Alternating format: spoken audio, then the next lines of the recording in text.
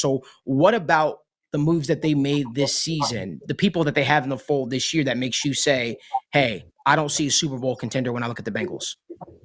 I'm still concerned about the defense as a whole. They're very young in the secondary, which can be a very good thing, but can also come with a lot of inexperience.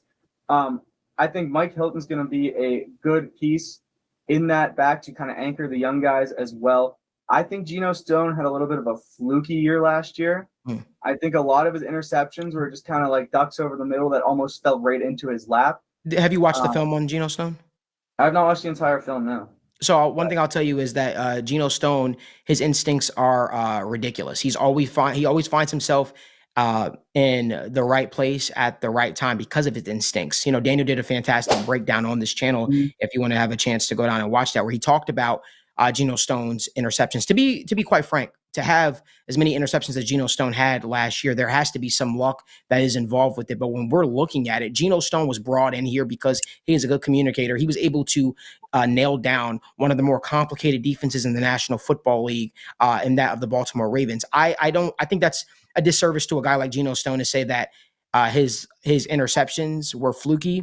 I think that you prepare for moments like that, right? I think the reason why he had a lot of success is because he understood the coverage. He understood what offenses in the league were trying to do. He's great at disguising his coverages in such a huge part of his game. So when I look at Geno Stone, I think the argument you could make, right, when talking about Geno Stone, is I think you could say we haven't seen him do it consistently, and then my pushback on that would be he was never thrusted into a spot in which we had to see what he brought long term. But I don't know if you heard what Eric DeCosta said about him, who's one of the better general managers in the league. He took over after Ozzie Newsome retired. He said, hey, Geno Stone is one of the best later round picks that we've ever drafted. The way the guy prepares, the way that he goes about his process is second to none. So I think when we're discussing Geno Stone, I think we should show him a little bit more respect and just say that, hey, it was just luck.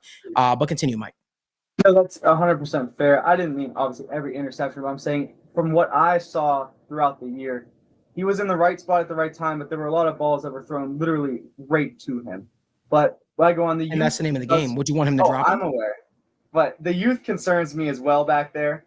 And like I said, that could be a really good thing. And that potentially, if they hit on 2 or 3 of those guys, could propel them back into contenders. But I don't see all 3 of those guys hitting.